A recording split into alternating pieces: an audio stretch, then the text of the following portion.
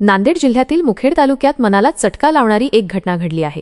हुंड्यातील 1 लाख रुपये न दिल्याने सासरच्या मंडळींनी विवाहितेची विष पाजवून हत्या केली आहे।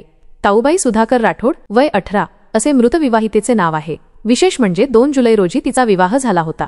हातावरील मेहंदी सुकण्यापूर्वीच तिला आपला जीव गमवावा लागला। या प्रकरणी मुखेड पोलिसांनी पतीसह सासरा, सासू आणि दिराविरोधात गुन्हा दाखल करण्यात आला आहे। दरम्यान या घटनेने सर्वत्र हळहळ व्यक्त होत आहे।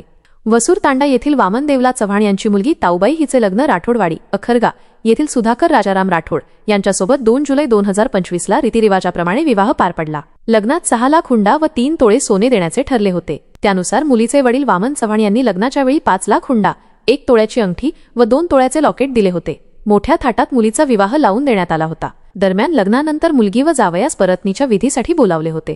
त्यावेळी नवरा सुधाकर याने हुंड्याचे राहिलेले 1 लाख घेऊन ये, मला दूध डेअरी टाकायची आहे अशी धमकी दिली व तो गेला। नंतर मुलगी 9 जुलैला सासरी गेली आणि 10 जुलैला सकाळी 7 वाजता मुलीच्या वडिलांना फोन आला, मला उलट्या होत आहेत, लवकर येण्यास सांगितले।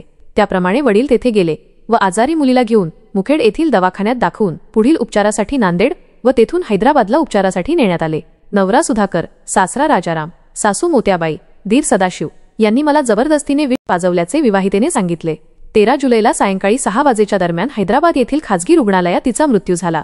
या प्रकरणी मुलीचे वडील वामन देवला चव्हाण यांच्या तक्रारीवरून मुखेड पोलीस ठाण्यात गुन्हा दाखल करण्यात आला आहे।